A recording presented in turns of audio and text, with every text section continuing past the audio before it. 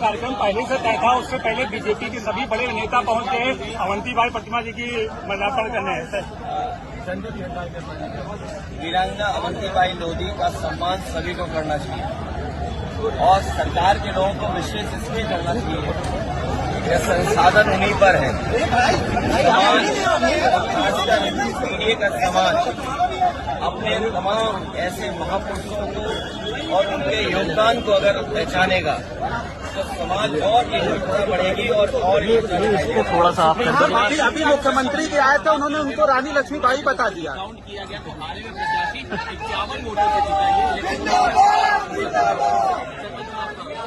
Election commission समय पर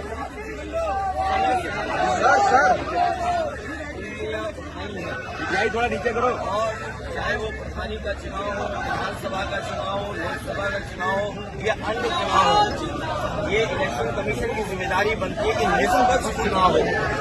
निष्पक्ष चुनाव के साथ साथ इलेक्शन कमीशन की इंस्टीट्यूशन में लोगों को और भरोसा बढ़े।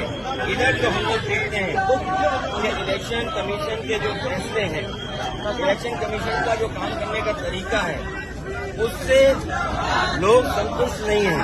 अब उसका फैला हुआ है। अभी हाल ही में जो वोट चोरी, वोट डकैती को लेकर के बड़े पैमाने पर देश को इंडिया गठबंधन और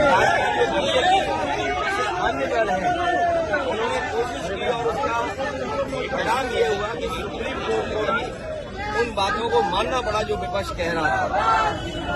इलेक्शन कमीशन पे कई बार उंगली उठी है और यूपी के चुनाव में तो न जाने कितनी बार उंगली उठी है। ये तो पहला फेज था कि जहां हम अपना वोट बचा सकते हैं, अपनी वोटर लिस्ट में शामिल कर सकते हैं। ये पहला चरण है।